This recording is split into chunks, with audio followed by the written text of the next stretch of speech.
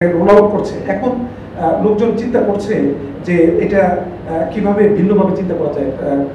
ফখরুজ্জামান সাহেব যেটা বললেন যে ভিন্নভাবে চিন্তা করার বিষয় আমরা কিছু কিছু ক্ষেত্রে ফল পাচ্ছি।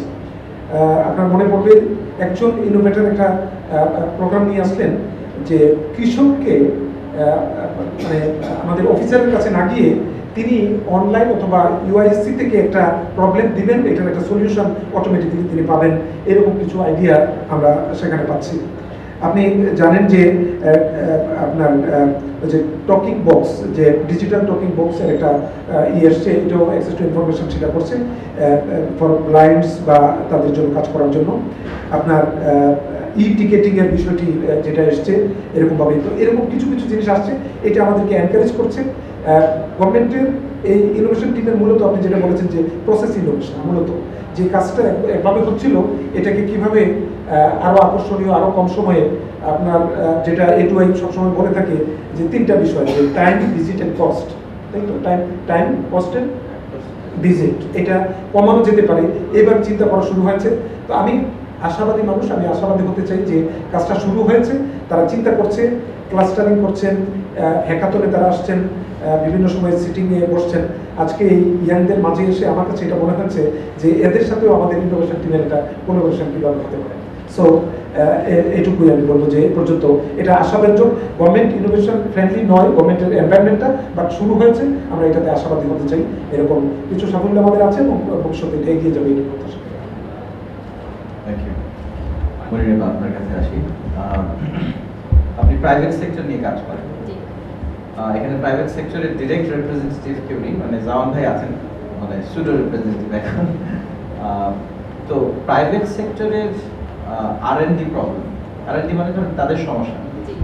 এখন আমি যেটা দেখি যে প্রাইভেট সেক্টর যেটা করে একাডেমিয়ার কাছ থেকে তারা কনসালটেন্ট, তারা একজন নামি দামি প্রফেসর, তারা কনসালটেন্ট হিসেবে নেবে।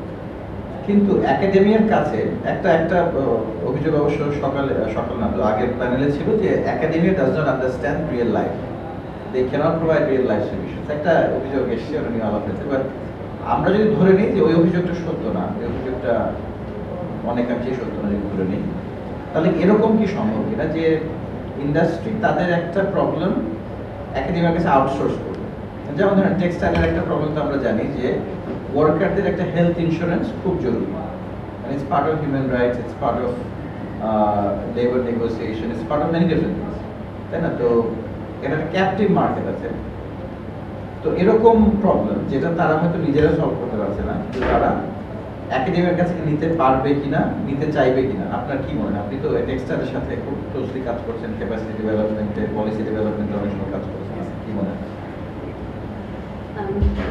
এই সেক্টরে তো আমি অনেক দিন, যেটা আমরা সাধারণত মালিকদের মধ্যে যে অনুভূতিটা দেখি, এবং শুধু তাই না, আমরা আসলে অনেক ফ্যাক্টরি ভিজিট করি, তো মানে বিভিন্ন রিসেন্টলি আমরা যে ক্লাস্টার নিয়েও কাজ শুরু করলাম কোম্পানিদের সাথে খুব ক্লোজলি, মানে আমরা চাইলাম যে কিছু কাজ এই বিভিন্ন ইনস্টিটিউটগুলোর মাধ্যমে করার জন্য। কিন্তু দেখা গেছে যে আমাদের সেক্টর তো অলরেডি ভেরি রিচ। আপনারা সবাই জানেন যে ইন্ডাস্ট্রির মালিকরা তাদের নিজেদের যে সেটআপ, নিজেদের যে কোম্পানির সেটআপ, এটা কিন্তু খুবই রিচ, রাদার দেন আমাদের ট্রেনিং ইনস্টিটিউটগুলো। ইউনিটও হয়তো খুব অল্প ফান্ডিং করেই তাদের ফ্যাসিলিটিসটা তৈরি করতে চেষ্টা করছে, কিন্তু এটাকে মানে বাড়াতে হবে, তো এটা ওনাদেরকে মেনটেন করতে হবে। কিন্তু রাদার দেন যে আমাদের যে কোম্পানির মালিকরা, ওনারা কিন্তু ওনাদের নিজেদের ইন্ডাস্ট্রি খুবই রিচ।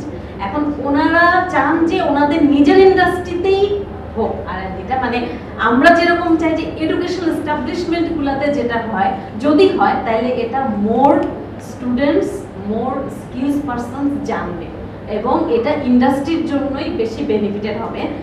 এখানে আর কি একটা মানে কি বলবো, মানে অত ব্রডনেসটা কাজ করে না আর কি। এটা একটু ডিফিকাল্ট যে মানে সব কিছুতেই ইন্ডাস্ট্রি ফোকাস ওনারা বেশি এক্সপেক্ট করে। ইন্ডাস্ট্রির সমস্যাটি সমাধান হবে, কিন্তু তারা একাডেমিকে যদি ইনভলভ করেন, এটা ইভেন ফিজিক্যাল সেটআপটা ইন্ডাস্ট্রির ভেতরেই হতে পারে, যে হয়তো একটা ইভিজিটে হলো অথবা কোনো একটা ইন্ডাস্ট্রিয়াল ক্লাস্টারে হলো ফিজিক্যাল সেটআপ, কিন্তু সেখানে একাডেমি ইনভলভ থাকলো, সে স্টুডেন্টরা ইনভলভ থাকলো, টিচার ইনভলভ থাকলো, যারা হয়তো থিওরিটিক্যালি প্রবলেমটা বুঝতে পারবে এবং একটা সমাধানের দিকে যেতে পারবে থ্রু কোলাবোরেশন। নাহলে কিন্তু আবার ওই যে আমরা তো কিন্তু বারবার বলছি যে cluster is all about collaboration, without collaboration there is no cluster. Presentation থেকেও দেখেছি এবং আমরা আলাপেও কিন্তু সেই জিনিসটাই পাচ্ছি। Collaboration is the key point. তো ওইটা কিন্তু হবে না যদি এটা সবাই তাদের সাম্রাজ্য ব্যাপারে প্রোটেক্টেড থাকে। একটা জিনিস জাস্ট আমি একটু হাইলাইট করতে চাই, আমরা জানি যে আমাদের সেক্টর কার্টন স্যুট, সবাই আমরা জানি যে কার্টন স্যুটে বেশি প্রাধান্য ছিল এবং এখনো আছে, কারণ আমরা ওটাই ফলো করি। তারাই সবকিছু স্যাম্পল ডিজাইন সবকিছু বায়ারাই দিয়ে দেয়। কিন্তু যেটা হয়েছে লাস্ট 2 ইয়ার্স প্রাইস কিন্তু বাড়ছে না ইয়ের জন্য, রিসেশন সরি আমাদের যে রানা প্লাজাটা দুর্ভাগ্য ঘটে গেছে সেটার কারণে প্রাইস খুব একটা বাড়ছে না, কিন্তু ইয়ের দাম কস্টিং তো বেড়ে যাচ্ছে যেহেতু আমাদের স্কারসিটি অফ রিসোর্সেস। তো সেটার জন্য ইদানিং যেটা আমরা ক্লাস্টারে কাজ করতে গিয়ে দেখলাম, আমাদের মালিক পক্ষ ওনারা ইন্টারেস্টেড যে ইনোভেশন বা ডিজাইনটাকে নতুনভাবে করার জন্য ওনাদের নিজেদের কোম্পানিতে।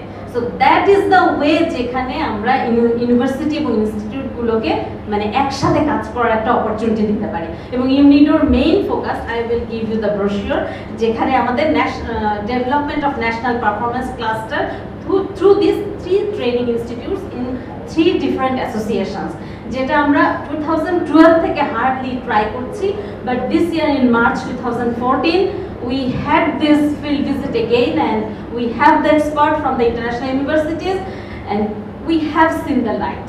So it will come, I think মানে এটা খুব অসুবিধা হবে না যে আমরা এটা একটা পারবো কিছু একটা করতে, যে কিছু ফ্যাক্টরিকে আমরা ইনভলভ করে ইনোভেশন এই ন্যাশনাল ক্লাস্টারটা ডেভেলপ করতে যাচ্ছি, but we will disseminate this idea for the whole India. Thank you, খুবই আশাবাদী বক্তব্য আপনার কাছ থেকে। আমরা অডিয়েন্সের কাছে যাই। I just finished managing a project in December called Business Innovation Facility, এবং আমাদের main intention ছিল to have inclusive business models piloted and we had technical assistance. কিন্তু আমরা যখন প্রজেক্ট খুঁজতে গেলাম, আমরা বিভিন্ন সিইওদের সাথে দেখা করলাম এবং we found that innovation is not automatic. They gave us all typical ideas of their existing successful businesses that they want to scale up.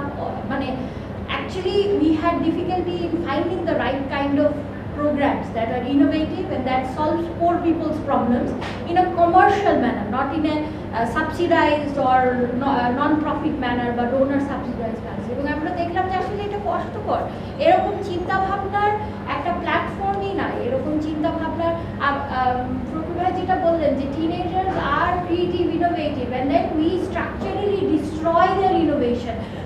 We say এইভাবে বলিস না, this is entrepreneurs in the society, ওদেরকে কেউ মেয়ে বিয়ে দেয় না, believe me. হ্যাঁ মানে and we have when we observe এদেরকে entrepreneurship করে হ্যাঁ মেয়েরা হয়েছে, কিন্তু again they are not creative, innovative. মেয়েরা কি করে, ওই আচার বানায়, ওই সেলাই করে, ওই টিপিক্যাল সেক্টর গুলিতেই আসলে ওরা থাকে। they don't come out of their comfort zone and do non-traditional things. হ্যাঁ, সো আমার আরেকটা ট্রেন্ড আমি বলি যে প্যারেন্টস কাকে পয়সা দেয়? যে ছেলেটা ফেল করে, যে ছেলেটা পড়ালেখায় ভালো না, ওকে ব্যবসার টাকা দেয়, ওকে বলে নে কিছু একটা কর। হ্যাঁ, and then you see he's a stupid person, he doesn't have the IQ to study, ওকে দেয় পয়সা to go and মানে অথচ যে ছেলেটা স্মার্ট, যে ছেলেটা ধর পড়ালেখা করে, ওকে ব্যারিয়ার ক্রিয়েট করে to actually not go into business. ওকে বলে না না না BCS they and get into traditional jobs and etc. So we don't have a platform. Of course, we don't have the funds which has risk propensity, মানে risk absorb করতে হবে। আমরা যদি একটা entrepreneurship culture তৈরি করতে, we need to create some sort of funds, we need to let them fail. But ওই জায়গাটাতে আসলে we need some sort of either government intervention or lobbying from the private sector to create such a fund. And that's where I'm asking you, how can we do that? I mean, where is that? And we did some workshops, পরবর্তী পর্যায়ে যখন আমরা দেখলাম যে এরকম idea বের হচ্ছে না, we did some innovative workshops where we brought in cross-sectoral people, we brought in NGOs, we brought in the business. NGOs had poor people's problems, businesses had solutions, and we brought them together, we did workshops, and gradually, I'm amazed to say that gradually very interesting projects came out of that. So we need to have that sort of a platform, that sort of an environment, and that sort of a fun.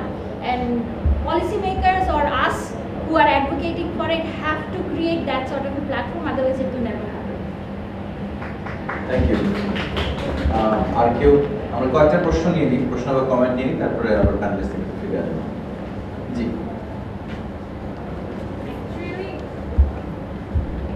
এখানে একটা video দেখলাম যে একজন লোক একটা car invent করেছে and it is very much cost effective, but আমার কথা হচ্ছে যে আমাদের দেশে গাড়ির দাম কিন্তু আমরা জানতে পারি না, শুধু তেল লাগে। জিনিসটা খেয়াল করেছি যে উনি 8 টাকা বলেছিল ঢাকা টু বগুড়া যেতে, তো এতে করে আমি বুঝতে পারছি যে কস্ট। সো আমার কাছে এরকম অনেক ইনভেনশন আমাদের দেশে আছে, বাট ইনভেনশন গুলো আমরা দেখছি, ইন্সপায়ার্ড হচ্ছি, কিন্তু এগুলোকে কখনো আমরা কাজে লাগানোর জন্য কোনো, আপনারা যেটা বলছেন রিস্ক ফিনান্স, এটা কখনো দেওয়া হচ্ছে না, অথবা ওরকম কোনো প্লেস তাদেরকে দেওয়া হচ্ছে না যেখান থেকে তারা জিনিসগুলোকে আরো স্প্রেড করতে পারে। আমরা দেখছি, ভিডিওটা দেখে আমরা ইন্সপায়ার্ড হচ্ছি এ পর্যন্তই, বাট এই জিনিসটাকে কাজে লাগানোর জন্য কোনো ওয়ে নাই। খুবই ইম্পর্টেন্ট পয়েন্ট। বের করেছি। আমার আসলে প্রথমটা একটা কমেন্ট বা একটা মানে ইনফরমেশন যেটা আমি রিসেন্টলি দেখলাম যে বিডি জবসে একটা অস্ট্রেলিয়ান কোম্পানি ইনভেস্ট করছে এবং সেখানে দেখা যাচ্ছে যে বিডি জবসের যে টোটাল ভ্যালু সেটা ধরেছে 150 কোটি টাকা। অতএব দেখা যাচ্ছে বিডি জবস হতে 10 বছর বা তার চেয়ে বেশি সময় ধরে কাজ করছে। 10 বছরের মধ্যে বাংলাদেশি একটা আইটি বেসড কোম্পানি বা একটা ওয়েবসাইট তারা 150 কোটি টাকা ভ্যালুতে চলে যাচ্ছে। So that's a very inspiring story for us. একটা ব্যাপার যেটা আমার মনে হয় যে আমরা অনেক বেশি মাত্রায় মানে বলছি যে আমাদেরকে এই সুযোগ দেওয়া হচ্ছে না বা এই এটা করা হচ্ছে না বা গভর্নমেন্ট এটা করছে না। আমার যেটা মনে হয় মানে আমাদের সুযোগ সুবিধা দেওয়ারও দরকার, কিন্তু আমাদের জন্য ব্যারিয়ারগুলো যাতে ক্রিয়েট করা না হয়, মানে ব্যারিয়ারগুলো সরিয়ে দিলেই আমরা নিজেরাই এগিয়ে যেতে পারবো। আমার মনে হয় সেটা অনেক বেশি একটা ইম্পর্টেন্ট ব্যাপার। Thank you. এবং আমি অনেকগুলো প্রোগ্রামে অ্যাটেন্ড করে দেখি যে অনেক নতুন নতুন আইডিয়া পাচ্ছি, কিন্তু এগুলো ডিসেন্ট্রালাইজ হচ্ছে না, সব ঢাকা কেন্দ্রিক।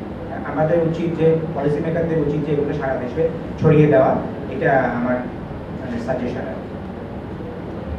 তুমি জনাব নজরুল ইসলামকে বলবো একটু ব্যারিয়ারের ব্যাপারে, সরকারি ব্যারিয়ারগুলো কিভাবে রিমুভ করতে পারে। হয়তো ডেফিনিশনাল ব্যারিয়ার আছে, যেমন এসএমই ব্যাপারে 50 কোটি টাকা টার্নওভার, তারপরে হচ্ছে পলিসিগত ব্যারিয়ার আছে অনেক জায়গাতে। খুব সংক্ষেপে যদি বলেন, সংক্ষেপে নেব, তারপর আবার অডিয়েন্সের কাছে যদি প্রশ্ন থাকে। পুরনো আইন বিধি যেখানে এখন আর রিলেভেন্স নেই, এটা একটা। আর ক্যাবিনেট ডিভিশন আরেকটা জিনিস বাস্তবায়ন করে, সেটা হচ্ছে জাতীয় শুদ্ধাচার কৌশল। এইটার কাভারেজে পুরনো আইন কানুন যেটা হয়তো 20 বছর 25 বছর আগে এটার কনটেক্সটে করা হয়েছে, তখনকার হয়তো সঠিক ছিল, কিন্তু এই সময়ে আর এটা চলছে না। এই বিষয়গুলো স্ক্রুটিনি করে ক্যাবিনেট ডিভিশনের একটা উইং থেকেও এটা করা হচ্ছে, প্লাস ইনোভেশন টিমগুলিকেও দায়িত্ব দেওয়া হচ্ছে যে পুরানো নিয়ম কানুনগুলো এক্সারসাইজ করে বের করা। তবে এর মধ্যে কিছু বিষয় আছে, স্পেসিফিক্যালি ব্যাংকের বিষয়টা, এটা হয়তো আলাদাভাবে ব্যাংকিং সেক্টরের হবে, এদের সাথে কোলাবোরেশনের প্রয়োজন হবে। তো আমি সম্পূর্ণ একমত যে যেটা বলেছেন যে খুব বেশি সাপোর্টের দরকার নেই, ব্যারিয়ারটা উঠিয়ে দিলে হবে। ডক্টর ইউনুস প্রথম এই কথাটি সামনে নিয়ে আসেন যে লোকজনকে ব্যারিয়ারটা সরিয়ে দিলে তারাই তাদেরটা করবে, এটা এখনও সত্য। এই ব্যারিয়ারটি সরানোর জন্য আইনগত বাধা বিপত্তির বিষয়টি দুইভাবে দেখা হচ্ছে, ক্যাবিনেট ডিভিশনের একটা উইং দেখছে, প্লাস হচ্ছে ইনোভেশন টিমগুলোর মাধ্যমে আমরা দেখতে পারি। আমি এর বাইরে আরেকটা জিনিস একটু অ্যাড্রেস করতে চাই, আমি পরে সুযোগ পাবো কিনা জানি না, সেটা হচ্ছে যে আপনি যেটা বলেন যে প্ল্যাটফর্ম নেই, তারপর হচ্ছে এটা রিস্কের বিষয়টি কেউ ফাইন্যান্স করতে চায় না।